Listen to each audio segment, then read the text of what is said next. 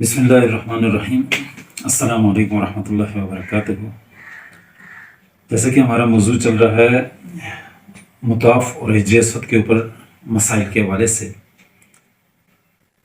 تو میں جب سن 2013 میں جو ہے جب حج کی ادائیگی کے بعد واپس آیا اور ان مسائل کو میں نے تھوڑا سا ذہن کے اندر وہ اس ماڈل کو بنا لیا تھا، تو میں ایک جگہ پر ایک کمپیوٹر والے دوست ہیں، ان سے یہ چیز ڈیزائن کروا رہا تھا۔ تو ایک بزرگ وہاں پر آئے، سفید ریش، بڑے خوبصورت بزرگ تھے، آئے تو انہوں نے یہ دیکھ کر اس چیز کو، اس ڈیزائن کو دیکھ کر، تو وہ مجھ سے کوشچن پوچھا، سوال کہ یہ کیا بنا رہے ہیں؟ تو میں نے ان کو جواب دیا کہ یہ ماڈل میں ایک ذہن میں اس کا ہے، جو مطاف کے اندر جو مسائل ہیں، عورتیں مرد مخلوط طواف کرتے ہیں اور جو ہے مسائل پیدا ہوتے ہیں جس سے، اور ایک بہت بڑا واقعہ وہاں پر میں سن کر آیا تھا، بہت بڑا واقعہ جو میں یہاں پر بیان نہیں کر سکتا ویڈیو کے اندر۔ تو اس نے بھی مجھے جو ہے وہ ایک قسم کا ہلا دیا۔ تو بہرحال بزرگوں نے یہ پوچھا کہ میں نے ان کو جواب جب دیا کہ یہ ماڈل ہے، اس کے اندر اگر یہ اس کی تنصیب وہاں پر ہو جاتی ہے تو یہ جو ہے مسائل اس کے جو ہو رہے ہیں وہ انشاءاللہ ختم ہو جائیں گے یا کم ہو جائیں گے۔ تو ان کی ایک بات جو ہے وہ انہوں نے یہ فرمایا کہ جی بالکل، یہ تو بہت ہی آپ بڑا اور اچھا کام کر رہے ہیں۔ میں وہاں پر جب تھا تو جب میں نے یہ مسائل دیکھی تو میں نے بھی سوچا کہ ان کا حل ہونا چاہیے، ان کا سولوشن ہونا چاہیے۔ لیکن جب وہاں سے جہاز پر بیٹھا تو رات گئی بات گئی، یا آنکھوں جل پہاڑوں جل کی انہوں نے اس طریقے سے کچھ مثال دی۔ تو آپ ماشاءاللہ یہ لگے ہوئے ہیں ابھی تک، یہ اس کے اوپر وہ کام کر رہے ہیں، کوشش کر رہے ہیں۔ تو میں نے کہا جی کہ میں جب تک میری زندگی ہے میں اس پر انشاءاللہ لگا رہوں گا، آگے یہ کب ہوگا کیسے ہوگا اللہ سے یہ چیز مانگتا ہوں کہ اللہم اغفر لی و احتر لی، یا اللہ اس کے اندر خیر عطا فرما دے اور اس پر مجھے اختیار عطا فرما دے۔ پھر انہوں نے بزرگوں نے ایک مجھے واقعہ سنایا کہ ہجری اسود کے ہجوم کے درمیان میں نے ایک عورت کو دیکھا جس کو وہ نکال کر، وہ بے ہوش ہو چکی تھی، تو اس کو نکال کر وہ لے کر جا رہے تھے۔ تو مطاف کے اندر اس کا پخانہ جب اس طریقے سے میں نے دیکھا تو مطلب میرے ہاتھ میں ٹشو، مطلب میں نے جلدی نکالے اور اس کو کوشش کی صاف کرنے کی، لیکن جب دیکھ لیں کہ یہ ان بزرگوں کی کارگزاری تھی، وہ بتا رہے تھے، تو یہ کتنے بڑے مسئلے پیدا ہو رہے ہیں کہ عورتیں چونکہ کمزور ہوتی ہیں، اس طریقے سے مرد بھی جو ہے وہ زخمی ہو رہے ہیں، عورتیں زخمی ہو رہی ہیں، اور بال بکھر جاتے ہیں، سر سے جو ہے دوپٹے جو ہے وہ اتر جاتے ہیں، کپڑے پھٹ جاتے ہیں۔ تو یہ جو چیز ہے یہ انتہائی سوچ اور فکر کی بات ہے۔ بہرحال میں کوشش کر رہا ہوں، اور یہ چیز جو ہے یہ ہوگی اللہ سے، قبولیت اللہ سے کروانی ہے۔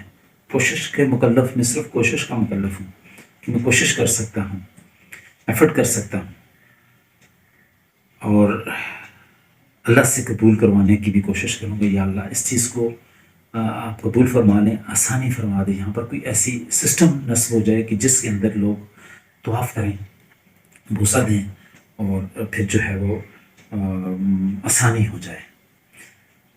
تو اس والے سے ابھی آج کی جو جواب ہے وہ ہمارے مفتی مقبول الرحمان صاحب ہیں۔ یہ حج کے پروگرام جو مختلف علاقوں میں جو ہوتے ہیں تو ان پر یہ جا کر تربیت دیتے ہیں۔ تو میں نے ان سے یہ سوال کیا وائس میسج کے ذریعے، انہوں نے مجھے جواب دیا۔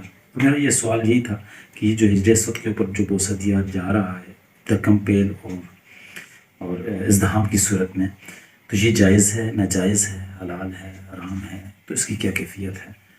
تو انہوں نے کیا جواب دیا، آپ ان کی زبانی سنیں۔ السلام علیکم ورحمۃ اللہ. اچھا ایسے ہے کہ حجر اسود کو بوسہ دینا فضیلت ہے, بہت بڑی فضیلت ہے, لیکن آپ حجر اسود کو بوسہ دیتے ہوئے اگر غیر محرم عورتوں کے اندر جو ہے نا وہ جا رہے ہیں اور وہاں پہ دکم پیل ہو رہی ہے تو ایذائے مسلم حرام ہے, اور حجر اسود کا بوسہ فضیلت کی چیز ہے. اور ایک فضیلت کو حاصل کرنے کے لیے حرام کام کا ارتکاب, ناجائز کام کا ارتکاب کسی طور پر جائز نہیں ہے. اگر اللہ ایسا موقع دے دے بغیر غیر محرم عورتوں کے اندر جو ہے وہ ملے گلے اور بغیر دکم پیل کے, اللہ اگر ایسا موقع دے دے تو بہت بڑی فضیلت ہے.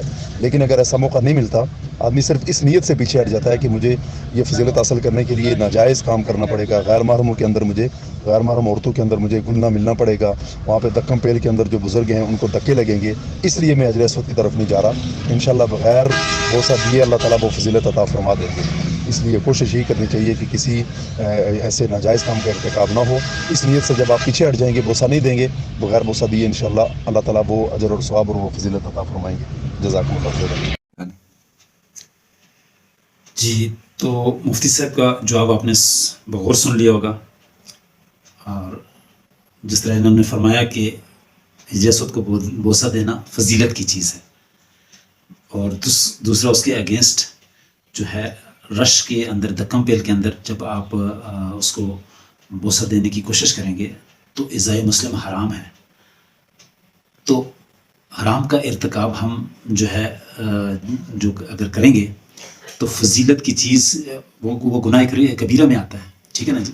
تو اس لیے اس چیز سے اجتناب کرنا ہے, اور اس چیز سے ہم سب نے بچنا ہے, اور دوسروں کو بھی بتانا ہے.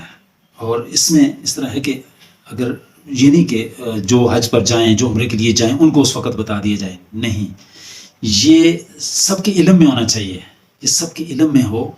کیونکہ اگر آج میں جب گیا تھا تو میرے تو ذہن وہم گمان میں بھی نہیں تھا کہ میں جا سکوں گا, جاؤں گا, لیکن اللہ پاک لے گئے. تو کہنے کا مقصد یہ ہے کہ سب کے علم میں یہ چیز ہونی چاہیے کہ یہ جو کام ہو رہا ہے, یہ جو چیز ہو رہی ہے, یہ غلط ہے, یہ گناہ ہے, اور یہ گناہ کبیرہ کے, یہ حرام ہے, اس طریقے سے. تو وہاں پر جب بھی اللہ پاک ہمیں جانے کا موقع دیں, ٹھیک ہے, اور ضرور دیں گے انشاءاللہ. سب کو جو بھی اس کی نیت کرتا ہے اور دعا مانگتا ہے اللہ سے, تو اللہ پاک ضرور لے کر جاتے ہیں. تو وہاں پر جا کر اس کام سے ہم نے اجتناب کرنا ہے, اس سے ہم نے اپنے آپ کو بچانا ہے, اور دوسروں کو بھی اس کو بچنے کی جو ہے تلقین کرنی ہے, ٹھیک ہے جی. یہ ہے, اگر ہم کریں گے تو یہ امر بالمعروف و نہی عن المنکر کے زمرے میں آتا ہے. اور پھر آپ صلی اللہ علیہ وسلم کی حدیث مبارکہ کا مفہوم میرے ذہن میں آ رہا ہے مجھے, کہ ایمان کی علامت جو آپ صلی اللہ علیہ وسلم بتاتے ہیں کہ ایمان کی 3 علامتیں ہیں. ایک یہ کہ اگر آپ کسی کو جو ہے غلط کام کرتے دیکھو تو آپ کے اندر طاقت ہے تو اس کو ہاتھ سے پکڑو, اس سے روکو. اگر وہ طاقت نہیں ہے تو منہ سے آپ اس کو بتاؤ, ٹھیک ہے, اپنی زبان سے بتاؤ. اگر وہ بھی نہیں ہے تو دل سے برا کہو.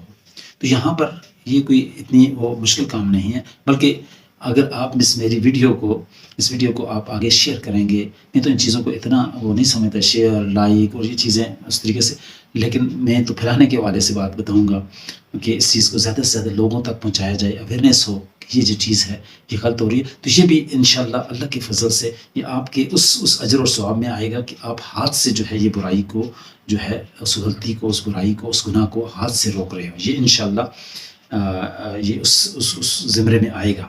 اور پھر زبان سے بھی. اور دوسری بات یہ ہے کہ قیامت والے دن یہ جو ہاتھ ہے, دایاں ہاتھ, اس کی بہت اہمیت ہے. تو ہم قیامت والے دن جو ہے یہ عمالنامہ دایاں ہاتھ میں, ہمیں ہماری یہ دعا ہے کہ ہم سب کو یہ ملے. تو یہ دایاں ہاتھ اور یہ شہادت کی انگلی, اس شہادت کی انگلی سے جو ہے آپ اس کو آگے آپ بھیجیں, اس کو جو ہے, تاکہ یہ پوری دنیا کے مسلمانوں تک یہ چیز پہنچے. یہ میری آپ سے انتہائی عاجزانہ اور مخلصانہ گزارش ہے. اللہ آپ کو اور مجھے آسانیاں تقسیم کرنے کی توفیق عطا فرمائے.